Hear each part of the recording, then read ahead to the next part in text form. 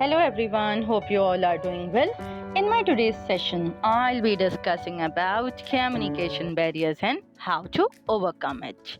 Communication barriers are something that prevent us from correctly getting and expecting the messages others use to communicate their information, thoughts and ideas. Some of the examples of communication barriers are information overload, choosy perception, workplace gossip, semantics, and gender differences.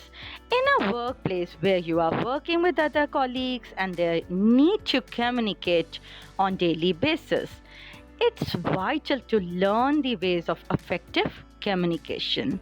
Strong communication skills foster a productive work environment and can boost job satisfaction.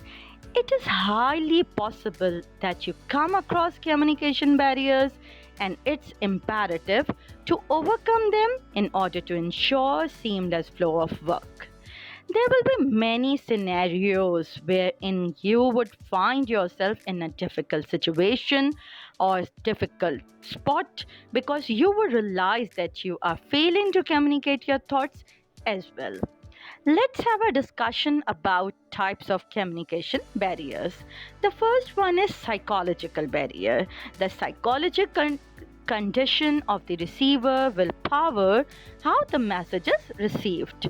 Stress management is a significant personal skill that affects our interpersonal relationships. For example, anger is a psychological barrier to communication, as I have already told you earlier as well. When we are angry, it is simple to say things that we may afterwards regret, and also to misunderstand what others are saying. Also, people with low self esteem may be less assured and therefore may not feel comfortable communicating. Then comes physical communication barriers. Communication is usually easier over shorter distances as more communication channels are obtainable and less technology is obligatory. Although modern technology often serves to decrease the crush of physical barriers, the advantages and the disadvantages of each communication channel should be unspoken so that a suitable channel can be used to overcome the physical barriers. One is language barriers. Language barriers and linguistic aptitude may act as a barrier to communication. However, even when communicating in a similar language, the terms used in a message may act as a barrier if it is not easy to comprehend or understood by the receiver. Then comes attitudinal behavior. It's also one of the barriers, and these are the perceptions that stop people from communicating well. Attitudinal barriers to communication may affect poor management, personality conflicts, and battle to change, or it can create lack of motivation. And it can also demoralize the individuals. Active receivers of the message should challenge to overcome their attitudinal barriers to assist effective communication. Then there can be some cultural barriers as well. To be accepted as a member of group, we often need to adopt patterns of behavior that the group receives and they perceives as a sign of belonging. For example, honesty, openness, delicacy, diligence, and sense of humor. Cultural communication barriers arise if you don't understand the group's required behavior patterns, which can increase the list of doing something its members frown upon. To resolve cultural barriers, try to understand their behavior, how it come to be, and why it sparks negative feelings. Naturally, the context of environment is everything in choosing how to proceed and what is best overall. Then comes gender barriers. To communicate can still cause issues occasionally and are perhaps some of the subtlest to identify. They often arise when someone has oversimplified or stereotypical idea of how a gender behaves. This can cause them to act in a way that impedes open, honest, and appropriate communication with others. There are also psychological differences between the genders that affect the way we communicate. Whenever we are talking to some opposite gender, this can happen to us.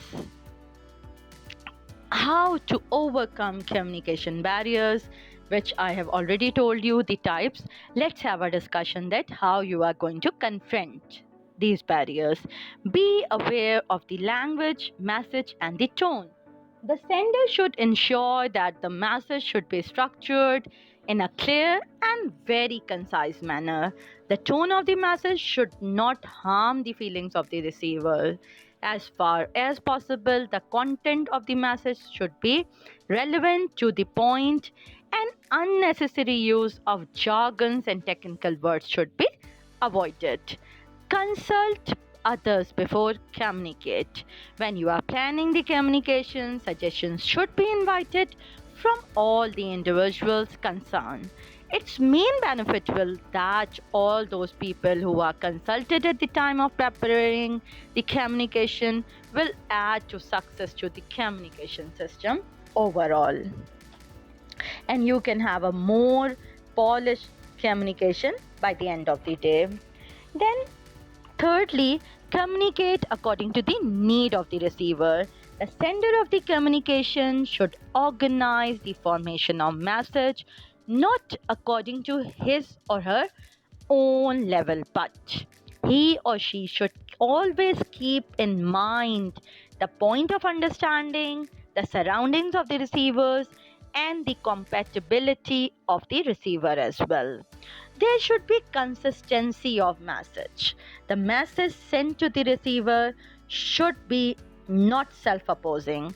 It should be in unity with the objectives, programs, policies, procedures, techniques of your STEAM organization. When new information has to be sent in lay of the old one, it should always make a declaration of the change, otherwise it can may arise some doubts and queries for the same. Then you have to follow up your communication. In order to make the communication successful, the management should frequently try to know the weaknesses of communication. There should be a frequent check on the communication processes. In this structure, effort can be made to know whether to lay more hustle upon the formal or informal communication, whatever is more suitable in the desired work settings. Then make sure to receive the proper feedback. The reason for feedback is to find out whether the receiver has appropriately understood the meaning of the information received. In face to face communication, the reply of receiver can be understood. But in case of written communication or other forms of communication, some correct process of feedback should be adopted by the sender, and it should be mandatory at all levels. I must say that improving the way you communicate is a broad brush activity that also benefits from looking at many perspectives of yourself.